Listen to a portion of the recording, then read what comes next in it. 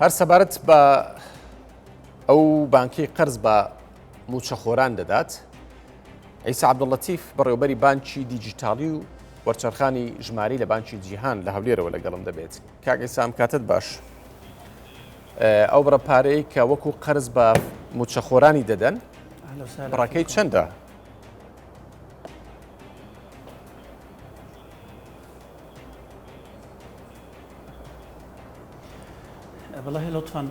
من دەمەوێ زۆر سپاسان بکەم بۆ ئەم دەرفەتە بۆ تاوتوێکردنی ئەم بابەتە. ئێمە وەکو بانکە ئیسلامیەکان دەمەوێ شتێک ڕوون بکەمەوە. ئێمە وشەی قەرزی بۆ بەکار نایەنین بە واتای قەرز. ئێمە لە بانکە ئیسلامیەکان پێی دەڵێن پارەدارکردن و جیاوازی دەکەین لە نێوان قەرز و لە نێوان پارەدارکردن.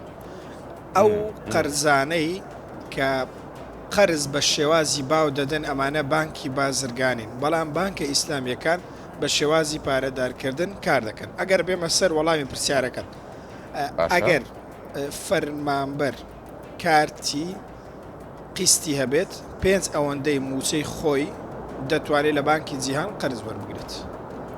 واتە ئەگەر کەسێک موچەکەی 500,000 دینار بێت دەتوانێت 500,000 وەربگرێت؟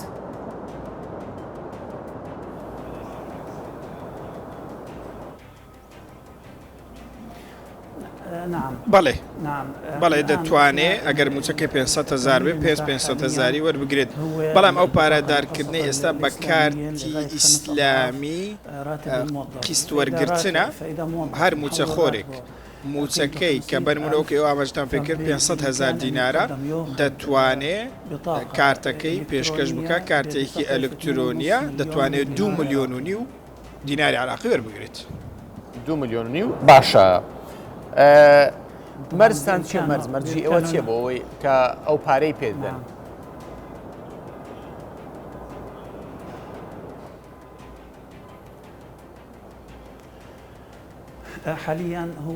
ئێستا مەرجەکە تەنیا ئەوەیە کە موچەخۆر بێت، موچەی هەبێت. ئێمە داوای شتی زیاترمان نەکردووە، تەنیا ئەوانەی موچەخۆری حکوومەتی هەرێمی کوردستانن هەژماریان لە بانکی جیهان هەیە دەتوان سودمەند بن و زەمانەتەکەش ئەوەیە تەنیا کە موچەکەی لەسەر بانکی جیهانە.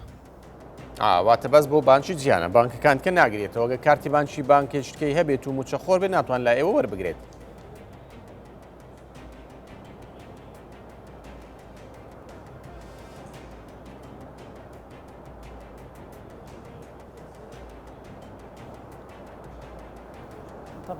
بەدڵنیاییەوە ئەم جۆرە پارەدارکردانە کە ئێمە وەکو خزمەتگوزاری ڕایدەگەێنین بۆ ئەوانن کە لە بانکی جیهان هەژماریان هەیە، تەنیا بۆ ئەو کەسانەیە.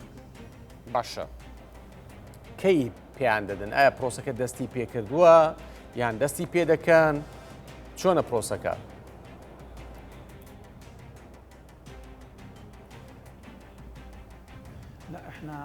ئەوەی ڕاستی بێت ئێمە نزیکەی مانگێک دەستمان بە هەڵمەتی و کەمپینی میدیایی کردووە و ڕێکارەکانمان دەست پێ کردووە بەو کەسانەمان گوتووە کە هەژماریان لە بانکی جیهان هەیە دەتوانن زۆر بە ئاسانی بستنە نێو وێبسایتی بانکی جیهان. لەوێ کۆمەڵێک زانیاری داوا دەکرێ، وەڵامی کۆمەڵێک پرسیار دەدەیتەوە، دوای ئەوەی داواکاریەکە بە ئێمە دەگا یەکسەر دەست بە ڕێکارەکان دەکەین. بەڵێ ئێمە ئێستا دەستمان پێ کردووە کۆمەڵێک داواکاری بۆ پارەدارکردن وەرگیراون بۆ بە شێوازی ئیسلامی. تا ئێستا کەس وەریگرتووە؟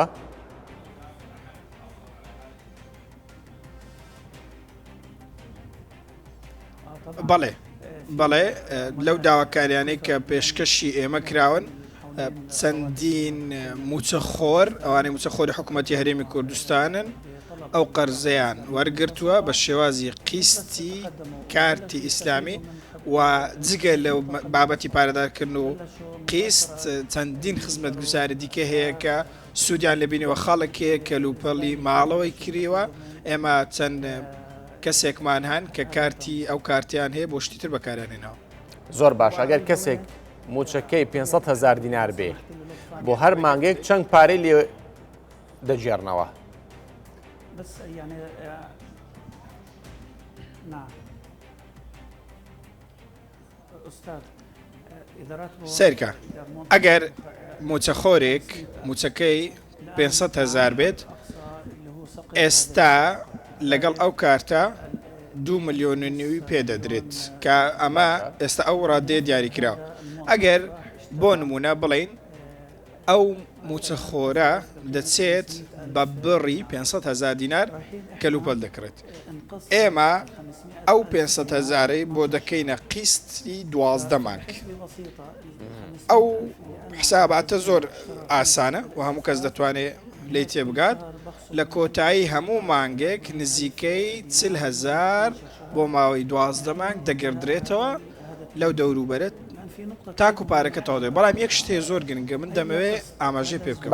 هەر قیستێک ئەو بەشدار بووی دەیداتە بانکی جیهان، ئەو قیستەی کە دەیگەڕێنێتەوە دەبێتە بەشێک لەو سنوورەی کە بۆ لە 2 ملیۆن نیوەکە دیاریکراوە، واتە لە داهاتوو دەتوانێت جارێکی دیکە سوودی لێوە بگرێت. ئەم کارتە لەسەر بنەمای هەژماری خولاوە دروست کراوە.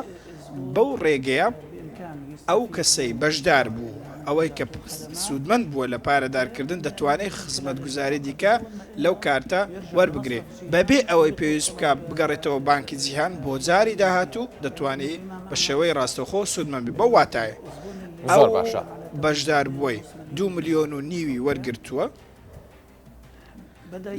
دوای سوودمەند بوون لەم پارەدارکردنە بۆ نمونە 2 ملیۆن و نیوەکەی وەرگرت، هەر 2 ملیۆن نیوەکەی برد، دوای دانەوەی ئەو 2 ملیۆن و نیوە جارێکی دیکە دەتوانێت بگەڕێتەوە هەرچیەک بیەوێ بیکڕەوە لە پارەی دیکە سوودمەند بێ بەبێ ئەوەی بگەڕێتەوە بانکی جیهان.